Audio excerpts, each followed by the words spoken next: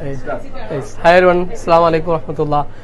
ഉസ്റത്തുൽ ഹസന എന്ന ഒരു എക്സിബിഷൻ ഇവിടെ നടത്താനുണ്ടായ ഒരു ചേതോ വികാരം എന്നുള്ളത് ഇപ്പോൾ ആധുനികമായി നടന്നു വരുന്ന സമൂഹത്തിലെ ഏറ്റവും അതിൻ്റെ ഒരു കെട്ടുറപ്പായി നിലകൊള്ളുന്ന കുടുംബ സംവിധാനത്തെ തകർത്തുകൊണ്ട് ആ കുടുംബാംഗങ്ങളെ കുടുംബത്തിൽ നിന്നും അടർത്തിയെടുത്ത് കൊണ്ടുപോയി അവരെ ഈ ഏറ്റവും വിനാശകരമായ അവസ്ഥകളിലേക്ക് കൊണ്ടുവന്നെത്തിക്കുന്ന ഒരുപാട് ടീമുകൾ ഇവിടെ പ്രവർത്തിച്ചുകൊണ്ടിരിക്കുന്നുണ്ട്. അപ്പോൾ അതിൽ നിന്നൊക്കെ അത് ഡ്രഗ്സ് ആയിരുന്നാലും എത്തിസമായിരുന്നാലും ജെൻഡർ പൊളിറ്റിക്സ് ആയിരുന്നാലും LGBTQ ആയിരുന്നാലും ഇവരുടെ എല്ലാം കൈകളിൽ നിന്നും നമ്മുടെ ഈ തലമുറയെ തിരിച്ചു പിടിക്കാനുള്ള അല്ലെങ്കിൽ അത്തരം ആളുകളിൽ നിന്നും നമ്മളെ ഈ ഒരു തലമുറയെ പ്രൊട്ടക്റ്റ് ചെയ്യാനുള്ള ഒരു എളിയ ശ്രമമാണ് ഉസ്റത്തുൽ ഹസനയിലൂടെ ഞങ്ങളിവിടെ നടത്തുന്നത്.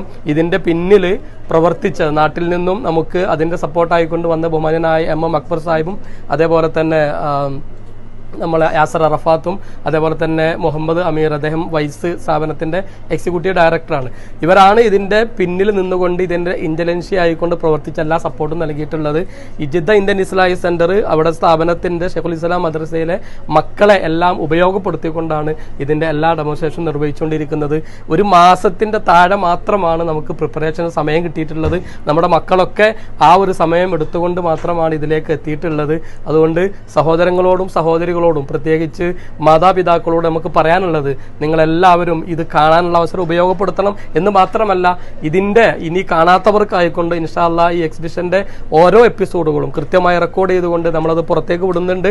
നിങ്ങൾക്ക് എല്ലാവർക്കും അത് ലഭിക്കുന്നതുമായിരിക്കും. അത് നിങ്ങൾ ഉപയോഗപ്പെടുത്തണം എന്ന് മാത്രമാണ് നിങ്ങളോട് അഭ്യർത്ഥിക്കാനുള്ളത്. അസ്സലാമു അലൈക്കും വറഹ്മത്തുള്ളാഹി.